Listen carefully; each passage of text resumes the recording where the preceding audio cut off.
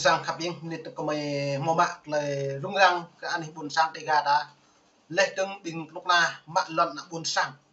nâng ta lời này mệt vải hiu cất lại gấp liền gấp thun dần này lại như một thầu hội úc cố pol mạ bra lệ từng quốc tế liên quốc mạ bra anh ấy chặt nhau đung đi anh thấy nhú bằng lần dần nâng lại này lại nhiều lần pol buồn cùng chỉ đôi cái tùy loài cái nhú như bồi dao có tạm nuôi chỉnh mò lần là nhu ngã tùy cái nhú càng dần nâng lại này là buồn sang ta tu ai ta hui cái nhú là buồn sang ta càng lùn nhiều nào vậy nên thôn plan này bố lẽ tôi anh ấy cả tính đắk lắk xã gia đình màu cắt lại lân là lúc này doan màu xị cô này xị cô bố đi công ty này công ty đi nên hôm nay một cái trứng này hiếm bắt được bổ giữa nó mày màu video bật lon được để xem lăng với màn hình này đã bổ lại như bật chắc lại prung răng hiếm bắt lại cắt lại chẳng bắt lại đi nuôi buồn sang hàng lúc ná lên đóng bình phục lên lần đi buồn sang khắp đi xem lăng lại video này đây mày đã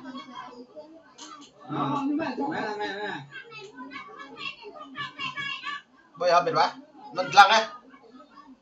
đấy mày coi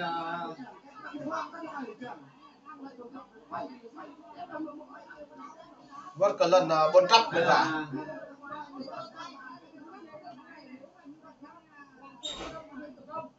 rồi đưa nước ấy đưa đông đi đâu đi bây giờ nhảy nhập bây giờ đây mệt quá dọn nhẹ đã buồn sang đây gà đấy này bây giờ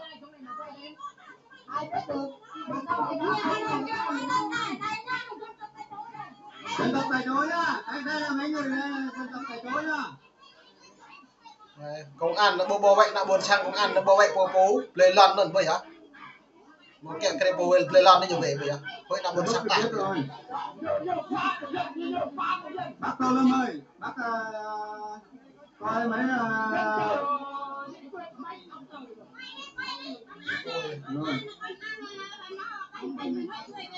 dạ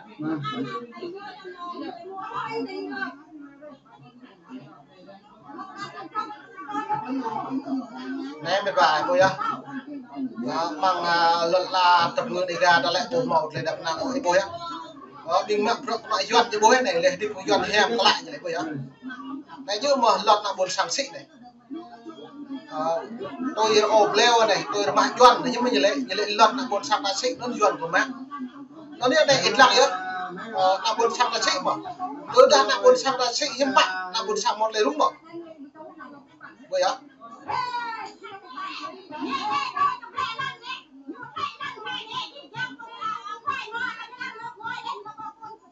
dòng thơ chạy cùng nhau mà mệt vả bây giờ không phải đâu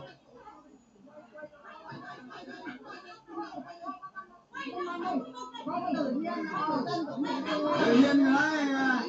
cái đọc ơi ghê rồi đây mệt vả đấy này nó nè 10 lần trà tập ngư đây gà là bộ một lần đập năng có tổng một rồi đây một đi đập cái bộ rồi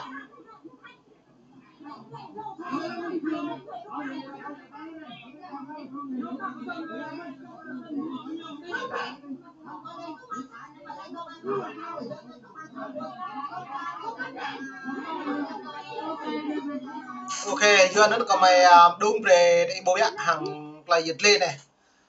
giờ đã hạt bộ lại nặng buồn sang để gà ta lại lúm rồi cái năng mà cái dần tin tưởng mãi cái đảng cộng sản này nó lại nhiệt tin tưởng đảng cộng sản Việt Nam mau như bây giờ tôi gọi về đã lại lần ta nhật sĩ là dần cơ mà tôi đã tặng sĩ là dần mà nó có mày càng một pleng pre cái nặng buồn sang để gà ta bố nhưng bác từ đã nặng buồn sang đó sĩ mau mà nặng buồn sang là rung dậy này tôi gã đi xã gia đình này lấy gã đi tính buồn tróc này rồi nó đi dần lại bởi dự dụi xỉu như mà lần này từ đã em bộ mò xị thì như mạng mà từ đã em xị như mạng mà rồi lại dần lại nhiều nhạc chiến lược cái nhiều nách đặt của mạng hàng là buồn sang đi gà đã nhiều kẹo dọc tắt cái pi bạc bộ pre là buồn sang đi gà đã lại mò cái chắc bởi đi lần cha tập người ta phố ít lặng mà như dọc mà tạm nuôi người dân mà địa nhưng bây giờ như lệ tạm nuôi thuộc địa sẽ đi nhúng mà cái bố vừa cất ta bộ kẹo út lên nó lại nhu đã buộc dần nút bây giờ dần đáng cầu san đấy dần nút đơm đi có đại lâu đi ăn như ngạ nam sẽ một xong có đại lâu đấy nhưng mà khi xóa lần đợt này nhớ bằng lấy công dòng đây mình vả cái bông mà chưa bao nhiêu bằng lấy công nhiều bằng lấy công cái này xịn nè đúng nhiệt độ hiện tại những bố kem nhẹ lấy bố prai lon bố tròn lê bố mạ lon bố hạ tàu ấy thì dùng cái nào xị ra như này xị creme như này đó bị nhớ rồi xị đòn xị khăn xin nhớ xị mầm như đấy xị plei tiếp phong đà là buồn sang đấy cả đã xong mất tập buồn này hiếm bá với đảng cộng sản đấy như nào bên nào tầm nhiều mạ lon em mạ sang ấy mạ vật trầm cái nào vật lại vật trầm nồng nọ em tầm nhá tập năng trăm piêng con ông vậy mộ nạ nạ trầm là thì em tầm để xị như ngạ cái này nó để đảng cộng sản nhớ nó đã lộc cái đáng lúc dân năm từ lâu đi nó lùm nuôi lệ bởi doan là ta làm liệu doan ta lệ công sản như vậy công sản hàng doan là nhiều sai ấy chẳng buồn sang định yên năm chục chỉ là tập năng mai trâu bắt hại năm sẽ một bộ đi học doan đâu lệ càng lệ công sản thôi cứ họ loại nhớ để ta hẹp doan hi là ta bây giờ ta loại hẹp đấy doan hi là ta tổ mong ở dạng nó bởi doan càng gì biết bằng xong doan như thao nó ngạo doan ta lại chỉ nuôi mọi đi doan nó chẳng buồn sang từ đó nó mọi đi với nào đã dạy như prai bia chẳng sát thì prai bia rồi nó lại tung lồng cái mày càng nhiệt lê và việc tạm tạm để ebook lại video này nhưng bắt tại của mình mỗi bạn nào buồn sang là xị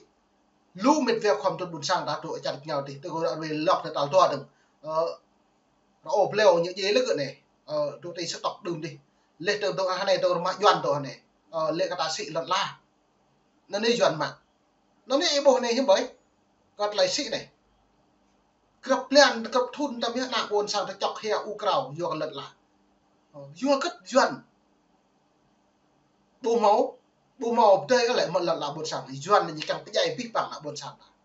vua nó được nó mày phải xem lăng được lại video hàng lại bữa chả bây giờ rồi đấy coi trở lại anh cả anh chuyển xảy đình đi lên từng cả anh buồn tập đắc lắc coi trở lại lót là này được là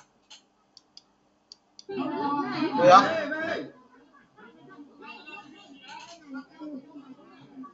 này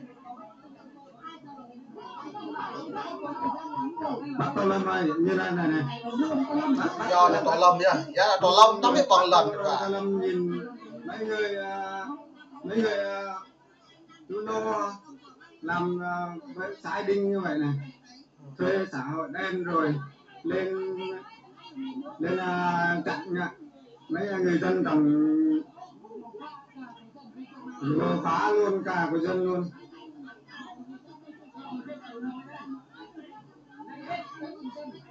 Đấy, dân bức xúc đất. Đấy, bây giờ dân bức xúc với đất này. Đấy. Những người là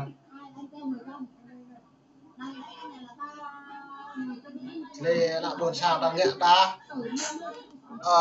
mèo là thôn lên ta chụp là thôn lên đã mong lần là ở dạng cái đường dạ nó lò tự dạ rồi này sao mấy bạn nhiều pro trôn mà Hà Nội như lại lần thì nhồi á bây giờ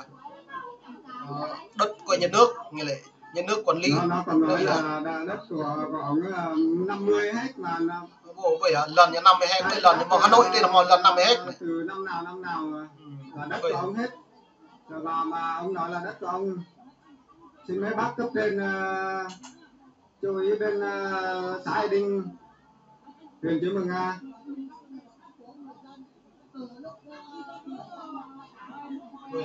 nhiều mong bạn nhà trôn miền Bắc thì trôn Pata là một lần miệng nó hết cái lệ nhà trôn mình nhưng bạn trong mình được lời này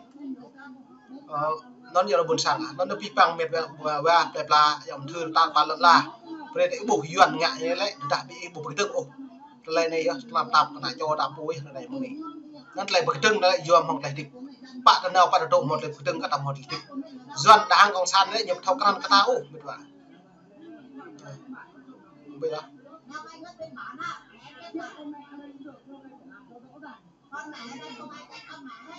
Đây là dân chết ở đây á, không sao dân tại chỗ mà. Bây giờ dạ cái loại nó big như chú ăn thấy dự mệt vả lăng á Không phải là côn đồ, đất đây là đất của dân tại chỗ. Nó mạ lần ở trong lệ là con đồ trong ấy vậy á. Miêu kệ sâu quẹt với mạ dọn nó vậy á.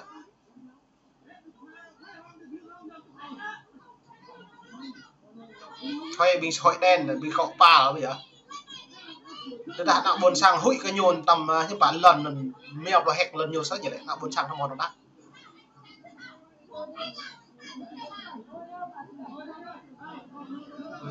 Hay là còn đánh dân mọi người ạ.